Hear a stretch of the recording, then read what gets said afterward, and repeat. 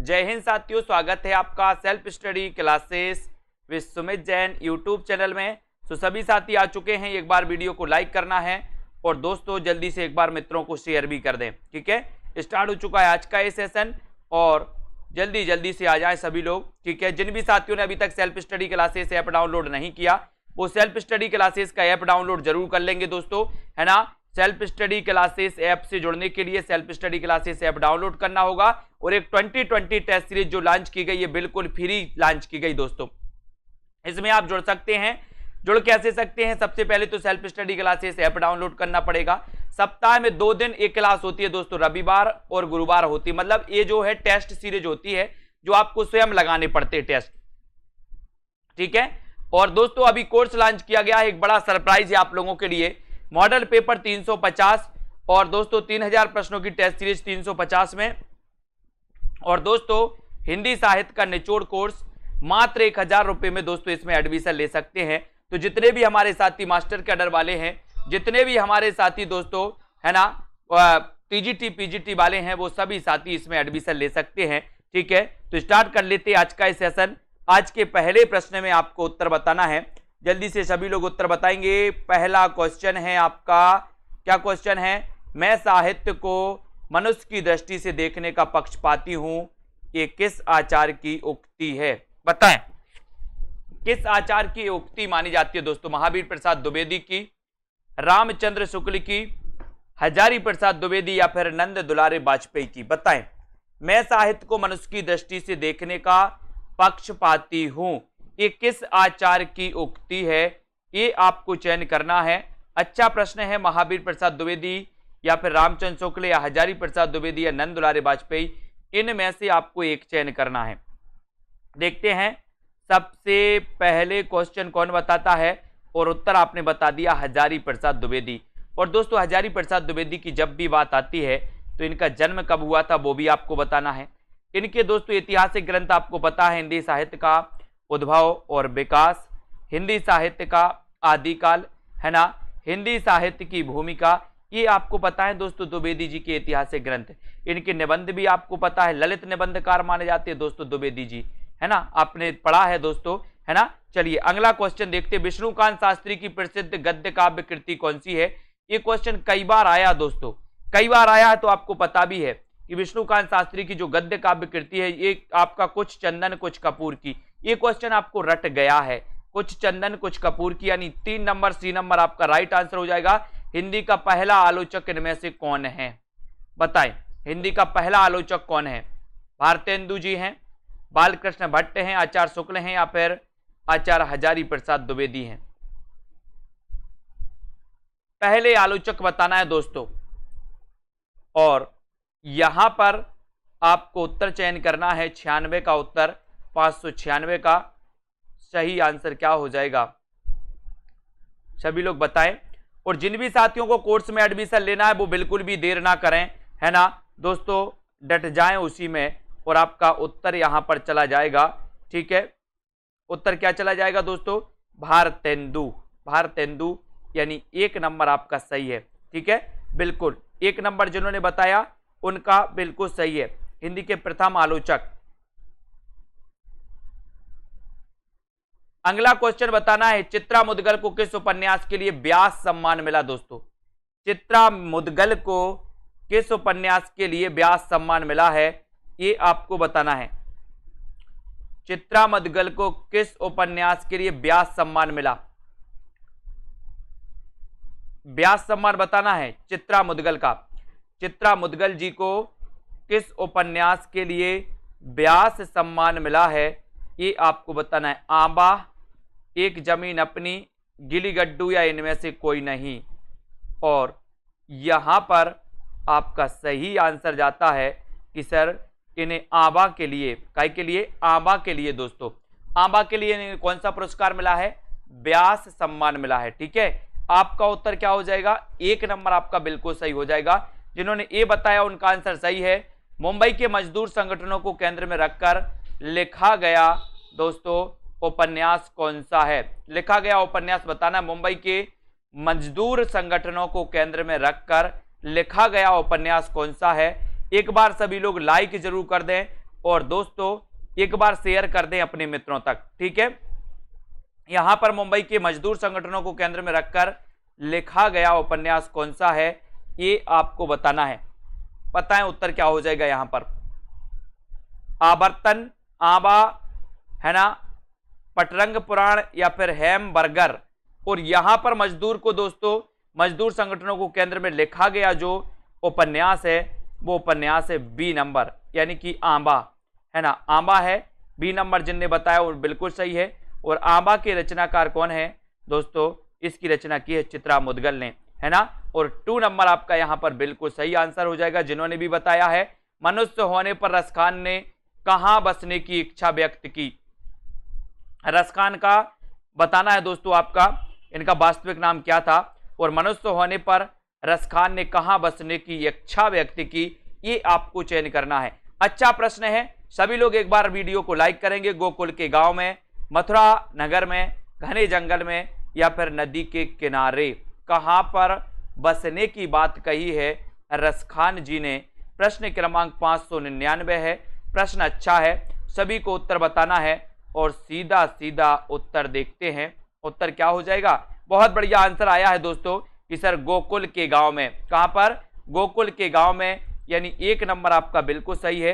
आपको बताना रसखान का वास्तविक नाम क्या था, बताएं जल्दी से। सूरदास की अधिकतर रचनाएं किस भाषा में हैं दोस्तों। सूरदास जी के बारे में आप पढ़ते हैं दोस्तों, ये अष्टछाप के प्रमुख कवियों में माने जाते हैं, है ना। बहुत बढ़िया आंसर बताया है कि सर रसखान का वास्तविक नाम था सैयद इब्राहिम। बहुत बढ़िया, सैयद इब्राहिम नाम था दोस्तों रसखान का वास्तविक नाम। और यहां पर उत्तर बताना, सूरदास की अधिकतर रचनाएं किस भाषा में हैं। सूरदास की अधिकतर रचनाएं किस भाषा में है। अवधी, अपभ्रंश, ब्रजभाषा या फिर भोजपुरी। सूरदास की अधिकतर रचनाएं किस भाषा में हैं, ये आपको बताना है। अच्छा क्वेश्चन है और सीधा उत्तर आपका जाएगा कि सर ये जो भाषा है ये ब्रज भाषा में, यानी कि आपका जो 3 नंबर है, 3 नंबर वो बिल्कुल सही आंसर हो जाएगा। 3 नंबर सही होगा। नैन नचाई कहो मुस्काई लला फिर अयो खेलन होरी। खेलन होरी, है ना, ये पंक्ति किसकी है। नैन नचाई कहो मुस्काई लला फिर अयो खेलन होरी, पंक्ति के रचनाकार कौन है। ऐसे कितने साथी हैं जिन्होंने अभी तक सेल्फ स्टडी क्लासेस का ऐप डाउनलोड नहीं किया। सभी लोग सेल्फ स्टडी क्लासेस का ऐप जरूर डाउनलोड करें, है ना।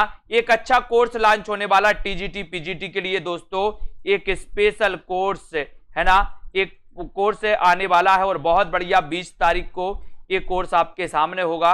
और वो सिर्फ टीजीटी पीजीटी के लिए 10 दिन 15 दिन की पढ़ाई के लिए बनाया गया कि अंतिम दिनों में आप क्या करें। अंतिम दिनों में दोस्तों कैसे आपको पढ़ना है, क्या क्या पढ़ना है, वो 15 दिन का एक कोर्स होगा आपके लिए। जिन भी साथियों इच्छुक हों, वो इच्छुक साथी सभी लोग दोस्तों उसको पढ़ सकते हैं। नैन नचाई कहो मुस्काई लला फिर अयो खेलन होरी, ये जो पंक्ति है ये पंक्ति है दोस्तों पद्माकर जी की। पद्माकर जी की, यानी 3 नंबर आपका बिल्कुल सही है। हिंदी साहित्य के इतिहास लेखन की परंपरा में दोस्तों मिश्र बंधुओं का किस ग्रंथ द्वारा अपना महत्वपूर्ण योगदान दिया। मिश्र बंधुओं ने किस ग्रंथ द्वारा अपना महत्वपूर्ण योगदान दिया। यानी कि सीधा सीधा अगर पूछें कि मिश्र बंधु का कौन सा ग्रंथ है, बताएं मिश्र बंधुओं का ग्रंथ कौन सा है। प्रश्न क्रमांक 602 का आंसर आपको चयन करना है। सभी लोग बताएंगे। हिंदी शब्द सागर, शिव से सरोज, मिश्र बंधु विनोद या फिर हिंदी साहित्य की भूमिका, चयन करें। हिंदी साहित्य के इतिहास लेखन की परंपरा में मिश्र बंधुओं का ग्रंथ कौन सा है, मिश्र बंधुओं का ग्रंथ बताना है। और आपका सीधा आंसर जाएगा कि सर जो मिश्र बंधुओं का ग्रंथ है वो है मिश्र बंधु विनोद। आपको बताना है इसमें कितने कवियों का उल्लेख किया गया, मिश्र बंधु विनोद को कितने भागों में बांटा गया, मिश्र बंधु विनोद में दोस्तों हिंदी साहित्य के इतिहास को कितने खंडों में बांटा गया। 3 क्वेश्चन जो आपसे मिश्र बंधु से पूछे उनके उत्तर जल्दी से बताओ। और आदिकाल को वीर गाथा काल किसने कहा, ये क्वेश्चन आपको पता है किसने कहा है। ये क्वेश्चन कई बार आया, वीर गाथा काल। जितना सरल है उतनी बार क्वेश्चन आया भी है। सरल कैसे हो जाते हैं दोस्तों क्वेश्चन, सरल ऐसे हो जाते हैं कि जो चीज आप बार बार पढ़ते हो वो आपके माइंड में सेट हो जाती है, आपको सरल लगने लगती है ना। और आपको पता है कि जब आप दोस्तों लगभग बताओ तो लगभग 5000 बताना है ना, लगभग 5000। और एग्जिट अगर आपसे पूछा जाए तो आप क्या बताओगे? 4591। समीर जी बहुत बढ़िया, 4591 है ना। और लगभग अगर पूछे जाए तो लगभग 5000। ठीक है, बहुत बढ़िया। आदिकाल को वीर गाथा काल आचार्य रामचंद्र शुक्ल ने कहा है। Very good. आचार्य रामचंद्र शुक्ल द्वारा रचित हिंदी साहित्य का इतिहास का प्रकाशन वर्ष क्या है दोस्तों? प्रकाशन वर्ष बताना है। आचार्य शुक्ल ने हिंदी साहित्य का इतिहास लिखा, और हिंदी साहित्य का इतिहास ये हिंदी शब्द सागर की भूमिका में प्रकाशित हुआ था दोस्तों। और ये हिंदी शब्द सागर की भूमिका में प्रकाशित हुआ था, तो कब प्रकाशित हुआ था? इसका आंसर आपको बताना 1917, 18, 1919 या फिर 1929 में। ये प्रश्न क्रमांक आपका 604 है। 604 का आंसर आपको चयन करना है और सीधा उत्तर जाता है बोले सर रामचंद्र शुक्ल का हिंदी साहित्य का इतिहास 1929, यानी कि 4 नंबर आपका बिल्कुल सही है। 4 नंबर जिन्होंने बताया आंसर सही हो जाएगा।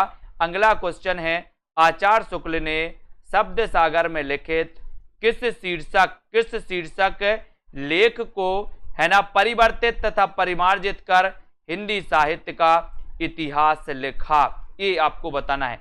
शब्द सागर में लिखित किस शीर्षक लेख परिवर्तित तथा परिमार्जित करके हिंदी साहित्य का इतिहास लिखा? हिंदी साहित्य की भूमिका को, हिंदी साहित्य का इतिहास, हिंदी साहित्य का विवेचन या फिर हिंदी साहित्य का विकास। यानी कि दोस्तों आपको पता है कि हिंदी साहित्य का इतिहास है ये किस शीर्षक से प्रकाशित हुआ था, है ना। विजय राज जी ने पहले ही उत्तर बता दिया कि सर ये हिंदी साहित्य का विकास शीर्षक से, यानी कि 4 नंबर आपका यहां पर बिल्कुल सही है। वेरी गुड आंसर, बहुत बढ़िया। अगले क्वेश्चन की ओर बढ़ेंगे। हिंदी साहित्य के इतिहास का प्रथम लेखक कौन है? बहुत बढ़िया क्वेश्चन। हिंदी साहित्य के इतिहास का प्रथम लेखक कौन माना जाता है? गारसादा तासी, रामचंद्र शुक्ल, जॉर्ज ग्रियर्सन या फिर श्योसेह सेंगर? बताएं, हिंदी साहित्य के इतिहास का प्रथम लेखक कौन माना जाता है? सभी लोगों को आंसर बताना है, जल्दी से बताएं, सभी को बताना है। और यहां पर आपका राइट आंसर हिंदी साहित्य के इतिहास का प्रथम लेखक कौन है, उत्तर चला जाएगा आपका गारसादा तासी। वेरी गुड, बी नंबर आपका सही है, 2 नंबर सही है। आपने पढ़ा है दोस्तों कि गारसादा तासी ने फ्रेंच भाषा में, कौन सी भाषा में? फ्रेंच भाषा में दोस्तों कौन सा ग्रंथ लिखा था? जल्दी से बता दीजिए। गारसादा तासी ने बैर क्रोध का आचार या मुरब्बा है, एक कथन किस निबंधकार का है? बैर क्रोध का आचार या मुरब्बा है, निबंध के बताना है। सभी लोग बताएंगे। Ruby Shukla ji, TGT PGT में अंतर रहता है, क्या अंतर रहता है? पीजीटी में टॉपिक बढ़ा दिए गए हैं, पीजीटी में कुछ टॉपिक बढ़ा दिए गए हैं, टीजीटी में कुछ टॉपिक कम है ना। तो बैर क्रोध का आचार या मुरब्बा है, ये कथन किस निबंधकार का है? ये आपको बताना है प्रश्न क्रमांक 607 में। और आपका उत्तर जाएगा कि सर ये कथन है रामचंद्र शुक्ल जी का, यानी सी नंबर आपका बिल्कुल सही है। अपभ्रंश का मुख्य छंद बताना है। मुख्य छंद कौन सा है दोस्तों? अपभ्रंश का मुख्य छंद कौन सा है ना। दोहा है, बरबे, कुंडलियां या फिर सवैया? अपभ्रंश का मुख्य छंद क्या है? अपभ्रंश का मुख्य छंद बताना है। और यहां पर आपका राइट आंसर क्या हो जाएगा? अपभ्रंश का मुख्य छंद कौन सा है? आपका सीधा उत्तर चला गया दोहा। दोहा यानी 1 नंबर। वेरी गुड, 1 नंबर आपका बिल्कुल सही है। रासो शब्द की उत्पत्ति रसायन से किसने मानी है? वेरी गुड आंसर, अच्छा प्रश्न है। रासो शब्द की उत्पत्ति रसायन से किसने मानी? गारसादा तासी, राम नारायण दूगल, रामचंद्र शुक्ल या फिर हरप्रसाद शास्त्री? रासो शब्द की उत्पत्ति रसायन से किसने मानी? इसका उत्तर आपको बताना है, तो जल्दी जल्दी से सभी लोग चयन करेंगे। अच्छा क्वेश्चन है दोस्तों, वीडियो को लाइक जरूर कर देना। और यहां पर आपका सीधा आंसर जाएगा रसायन से। ये क्वेश्चन भी कई बार आया है कि रसायन से मानने वाले जो विद्वान है वो विद्वान है कौन? रामचंद्र शुक्ल, यानी आपका 3 नंबर आंसर बिल्कुल सही है। सी नंबर आंसर बिल्कुल सही है। पुष्पदंत किस शताब्दी के लेखक हैं? पुष्पदंत, ये क्वेश्चन भी कई बार आया दोस्तों। आपको पता है कि इन्होंने महापुराण एक ग्रंथ लिखा, महापुराण ग्रंथ लिखा, है ना। और दोस्तों महापुराण ग्रंथ में 63 सलाका पुरुषों का इन्होंने दोस्तों वर्णन किया है, आपको पता होगा। और जो पुष्पदंत हैं दोस्तों ये जैन कवि माने जाते हैं। और आपको पता होगा कि पुष्पदंत ने अपने आप को क्या कहा था, अभिमान मेरु कहा था। एक क्वेश्चन आता है आपका कि अभिमान मेरु किसे कहा जाता है, तब आपका उत्तर क्या होता है दोस्तों, अभिमान मेरु कहा जाता है पुष्पदंत को। अभिमान मेरु पुष्पदंत को कहा जाता है। और पुष्पदंत ये किस शताब्दी के हैं, सभी लोगों ने आंसर बता दिया कि सर ये 10वीं शताब्दी के हैं। आप जब 10वीं पढ़ते थे ना सभी लोग, आप लोग पुष्प देना सीख गए थे, पुष्प, है ना। बोले सर हम लोग गुलाब का फूल बहुत देते थे 10वीं में, देते थे कि नहीं, 10वीं में पुष्प, ऐसे याद कर लेना, 10वीं में पुष्प, तो पुष्प से पुष्पदंत, और 10वीं में तो 10वीं शताब्दी के हो गए, ऐसे याद करो। अगला है परमात्म प्रकाश। ये परमात्म प्रकाश के रचनाकार कौन है, ये आपको बताना है। परमात्म प्रकाश के रचनाकार कौन है, प्रश्न क्रमांक 611, ये आंसर क्या हो जाएगा। परमात्म प्रकाश के रचनाकार कौन माने जाते हैं, रामसेन, योगिंदु, हेमचंद्र या फिर मेरुतुंग, ये आपको चयन करना है प्रश्न क्रमांक 611 में। 611 का आंसर क्या हो जाएगा, है ना। और परमात्म प्रकाश के जो रचनाकार हैं दोस्तों, वो रचनाकार हैं कौन, योगिंदु या जोइंदु, है ना। योगिंदु जोइंदु भी आपको मिलेगा कहीं कहीं। तो आपका उत्तर है बी नंबर, 2 नंबर आपका बिल्कुल सही हो जाता है। अगला है मुसलमान अनुयायी कबीरदास को किनका शिष्य मानते हैं, यानी कि दोस्तों मुसलमान अनुयायियों के द्वारा कबीरदास के जो गुरु हैं वो कौन है, कबीरदास के गुरु बताना है। वैसे अगर माने कि दोस्तों कबीरदास के जो गुरु माने जाते हैं वो कौन माने जाते हैं, रामानंद। कबीरदास के गुरु कौन माने जाते हैं, रामानंद। लेकिन आपको पता होगा कि मुसलमानों ने दोस्तों कबीर का गुरु माना है किसे माना है, शेख तकी को। शेख तकी यानी कि 1 नंबर आपका बिल्कुल सही होगा। आपको पता है शेख तकी के कहने पर दोस्तों किसने, सिकंदर लोदी ने गंगा की डुबकी लगवाई थी दोस्तों कबीरदास को, गंगा की डुबकी, है ना, कबीरदास जी को। तो ये आपको याद करना है। सबंगी रचना किसकी है दोस्तों, सबंगी किसकी रचना, दादू दास की है, दादू दयाल, पीपा, रैदास या फिर रज्जब। ये रचना भी पूछी जाती है। अंगबधु नाम से इन्होंने दादू दयाल की रचनाओं का संकलन किया था रज्जब साहब ने। और सबंगी रचना किसकी है, ये क्वेश्चन भी आपको बताना है, जल्दी से बताओ। और सीधा आंसर आपका जाएगा कि बोले सर ये जो सबंगी रचना है ये रचना किसकी है, रज्जब की। रज्जब की यानी 4 नंबर आपका सही है। 4 नंबर जिन्होंने बताया है उनका आंसर बिल्कुल सही है, ठीक है, वेरी गुड।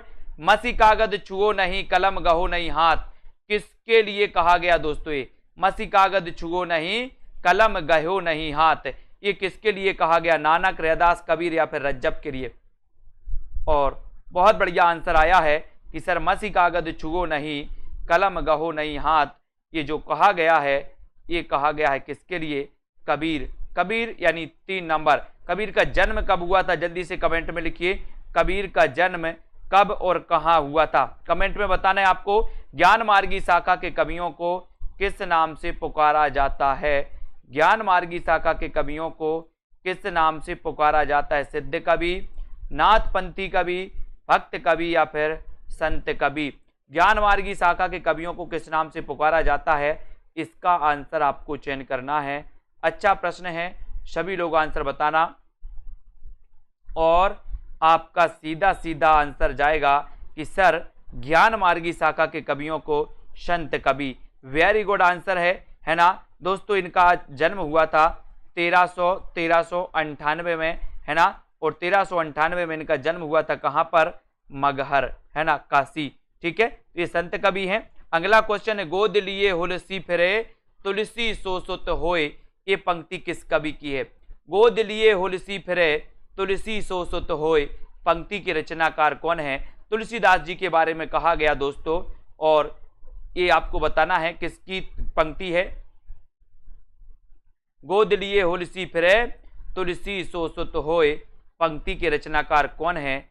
अच्छा क्वेश्चन है, और सीधा आंसर आपका जाएगा क्या कि सर ये जो पंक्ति है ये पंक्ति किसकी है, रहीम की, यानी 4 नंबर आपका बिल्कुल सही होगा। 4 नंबर जिन्होंने बताया आंसर, बिल्कुल सही है, वेरी गुड। तुलसी की भक्ति का स्वरूप क्या था? तुलसी की भक्ति का स्वरूप क्या था? तुलसीदास ने दोस्तों रामचरितमानस लिखी है ना 1574 में, और इसमें बहुत सारा समय लगा दिया एक तुलसीदास जी ने, है ना। लेकिन ये जो रचना है, ये जो महाकाव्य बहुत ही फेमस महाकाव्य है ना। और यहाँ पर तुलसी की भक्ति का स्वरूप क्या था? तो बोले सर ये दास भाव से भक्ति की है इन्होंने, दास भाव से भक्ति की है ना।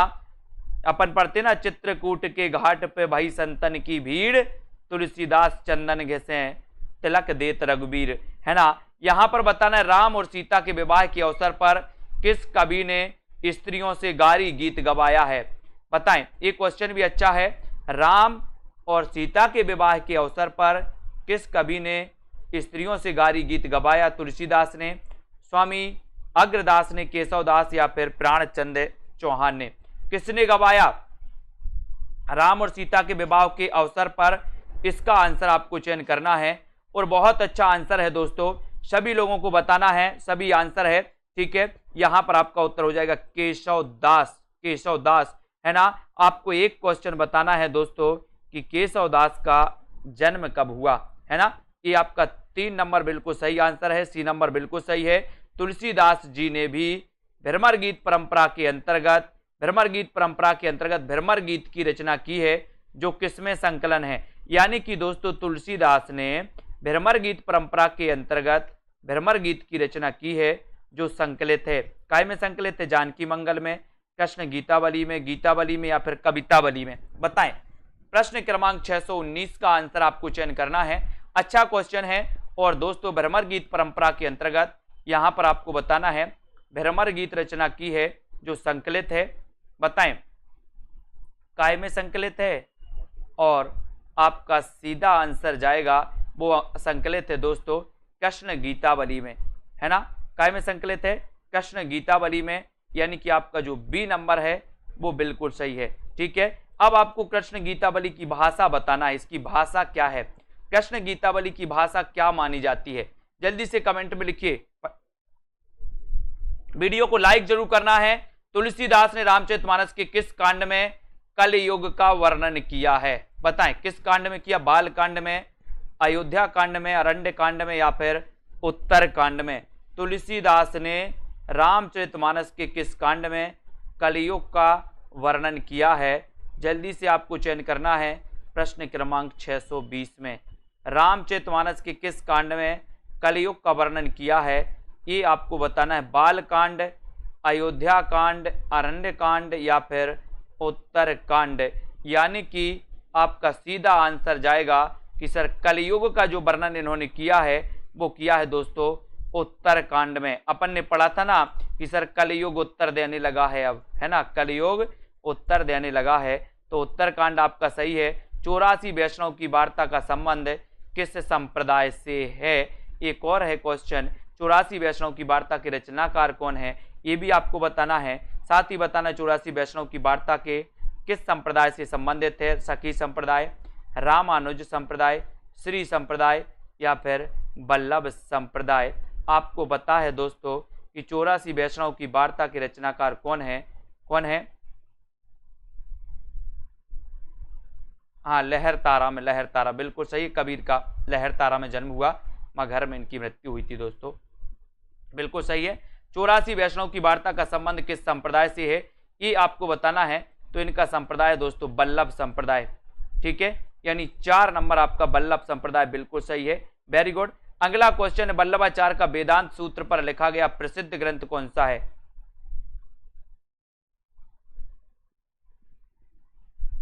वल्लभाचार्य का वेदांत सूत्र पर लिखा गया प्रसिद्ध ग्रंथ कौन सा है? ये आपको बताना है। पुष्टि मार्ग, रहस्य, आनंद भाष्य, अणुभाष्य या फिर सृष्टि हास्य? वल्लभाचार्य का वेदांत सूत्र पर लिखा गया ग्रंथ कौन सा है? वल्लभाचार्य का वेदांत सूत्र पर लिखा गया ग्रंथ कौन सा है? इसका आंसर आपको बताना है। और वेदांत सूत्र पर लिखा गया जो ग्रंथ है वो कौन सा है? अच्छा क्वेश्चन है दोस्तों। ये वल्लभाचार्य पुष्टि मार्ग के प्रवर्तक माने जाते हैं। क्या माने जाते हैं? पुष्टि मार्ग के प्रवर्तक। और यहाँ पर सीधा आंसर है दोस्तों अणुभाष्य, है ना, पुष्टि मार्ग के प्रवर्तक और सूरदास के गुरु थे। गौड़ीय संप्रदाय के आपको संस्थापक बताना है। सभी लोग बताएं, गौड़ीय संप्रदाय के संस्थापक बताएं, सभी को बताना है। गौड़ीय संप्रदाय के संस्थापक कौन है? हरिदास, निरंजनी, लालदास, हित हरिवंश या फिर चैतन्य महाप्रभु?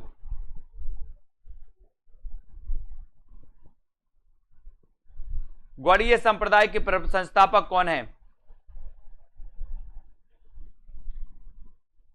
और सीधा उत्तर जाएगा दोस्तों गौड़ीय संप्रदाय के संस्थापक।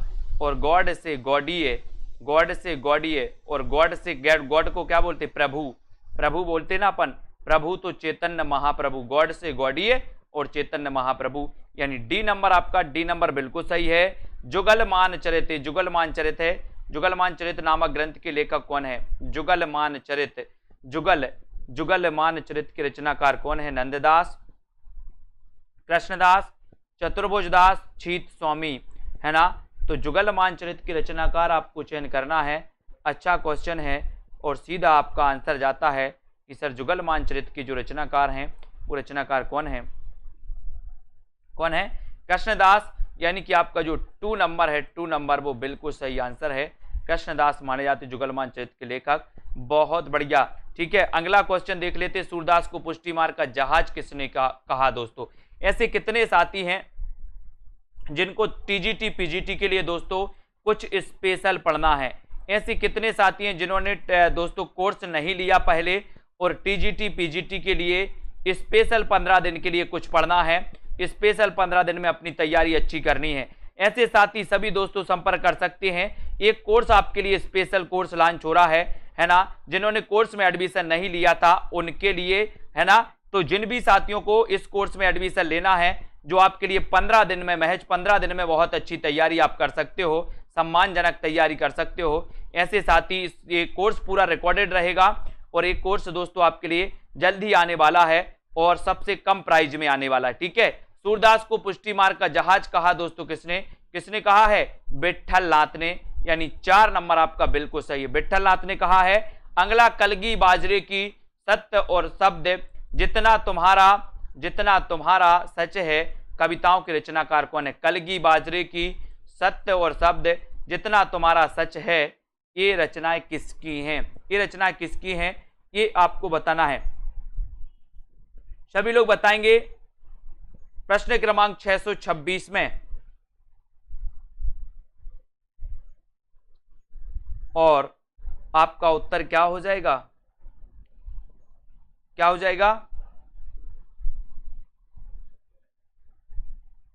उत्तर हो जाएगा दोस्तों अज्ञेय, यानी कि 3 नंबर आपका बिल्कुल सही है। 3 नंबर अज्ञेय आपका राइट आंसर हो जाएगा, ठीक है। 3 नंबर, सी नंबर आपका सही हो जाएगा। कवियों का कवि किसे कहा जाता है? शमशेर, रघुवीर सहाय, अज्ञेय या फिर निराला? कवियों का कवि किससे कहा जाता है? ये आपको जल्दी से बताना है। कवियों का कवि किसे कहा जाता है? प्रश्न क्रमांक 627। अच्छा क्वेश्चन है, सभी लोगों को बताना है कवियों का कवि किससे कहा जाता है। और उत्तर आपका हो जाएगा यहाँ पर, वो कहा जाता है शमशेर बहादुर को। यानी कि आपका जो 1 नंबर है शमशेर बहादुर, वो बिल्कुल सही है। इन्हें कवियों का कवि कहा जाता है। 1 नंबर बिल्कुल सही है। नई कविता में लघु मानव की प्रतिष्ठा के विचार को दोस्तों प्रचारित करने वाले जो हैं, प्रमुखता देने वाले हैं, वो कौन हैं? लघु मानव की प्रतिष्ठा को प्रतिष्ठित करने वाले कौन हैं? मुक्तिबोध हैं, शाही हैं, अज्ञेय या फिर भारती? नई कविता में लघु मानव की प्रतिष्ठा के विचार को प्रमुखता देने वाले जो हैं वो कौन हैं? इसका आंसर आपको बताना है प्रश्न क्रमांक 628 में। और 628 का आपका सीधा उत्तर जाएगा दोस्तों, क्या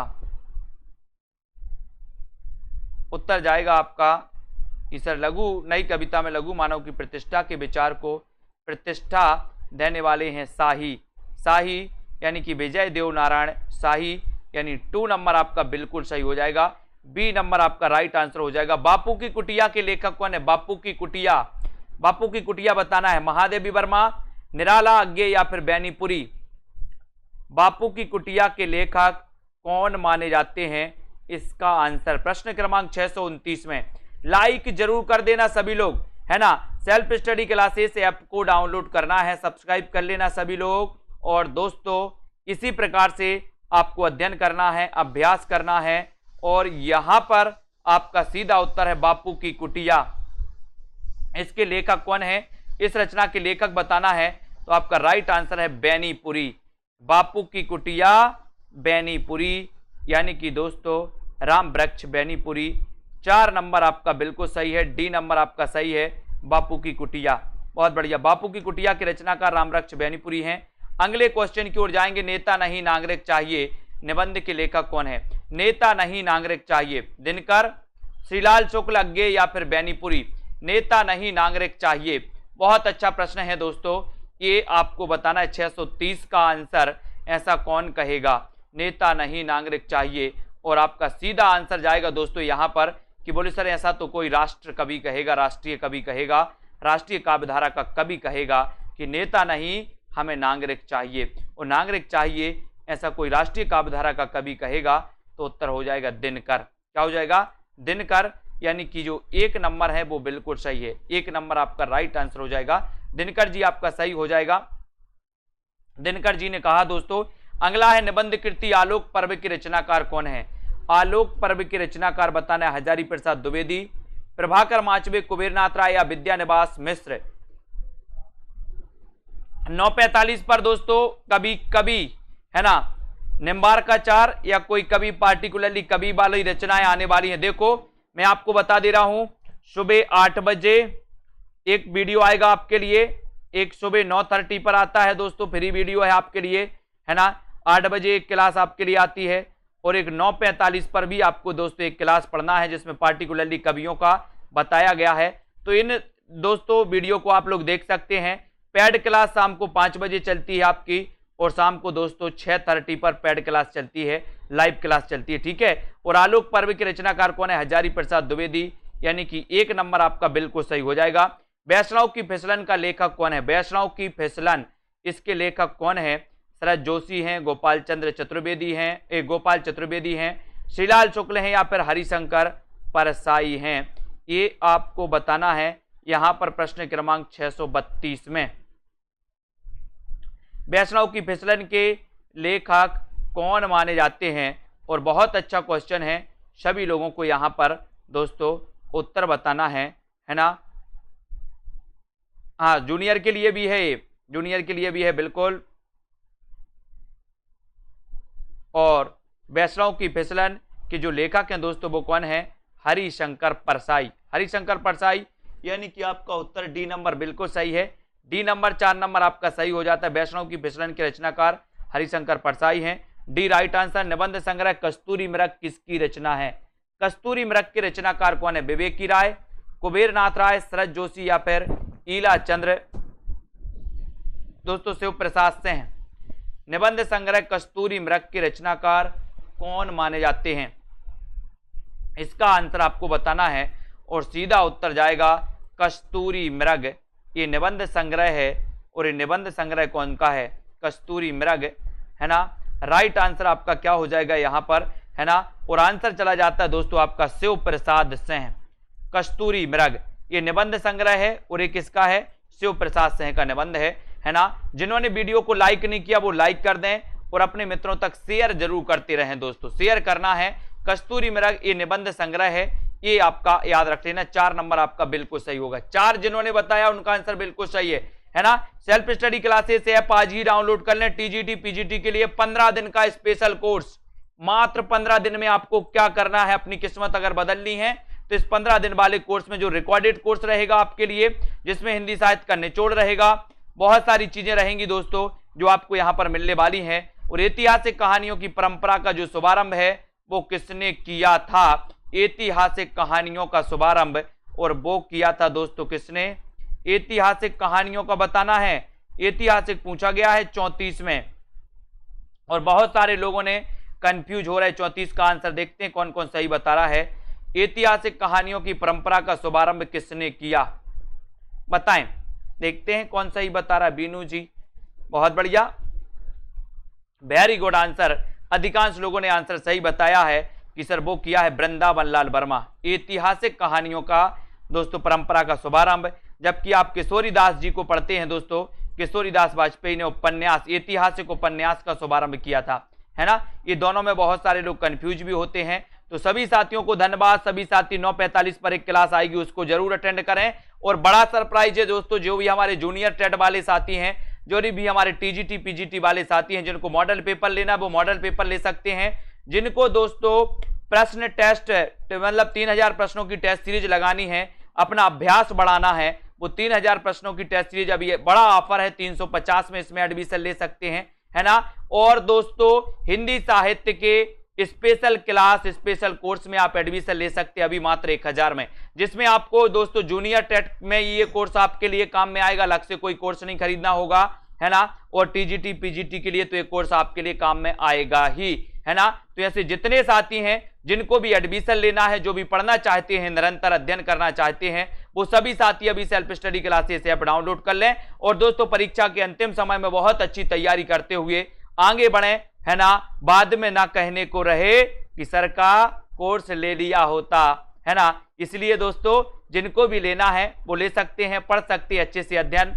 लवली ठाकुर जी, विजय लक्ष्मी, बबीता जी, ठीक है, श्वेता जी, अभिषेक, बीनू जी, प्रिया जी, रुचि जी, मंजू, कमला जी, पूनम जी, राजेश, भावना, संजय जी, हरिओम जी, दारसू, प्रियंका, आस्था जी, डॉली, रेखा जी, है ना। सभी साथियों को बहुत बहुत धन्यवाद। संतोष जी, मायाराम, रोहित जी, नीरज जी, प्रतिमा, रीता, अनिता, मनोज जी, प्रियंका, कुबेर जी, ठीक है, देवेंद्र जी, तनु, संध्या, राजेश, दारसू जी, सभी साथियों को धन्यवाद। ठीक है, आज के इस वीडियो के लिए साथियों इतना ही। लाइक और शेयर करते रहें, अपने मित्रों तक जुड़े रहें। 10 बजे एग्जाम पार में दोस्तों आपके लिए लाइव क्लास होती है एग्जाम पार में 10 बजे, तो वो सभी देखें, पढ़ें और अभ्यास करें। जितने से ज्यादा परीक्षा का टाइम है पूरी दम लगा के तैयारी करें। आज के लिए बस इतना।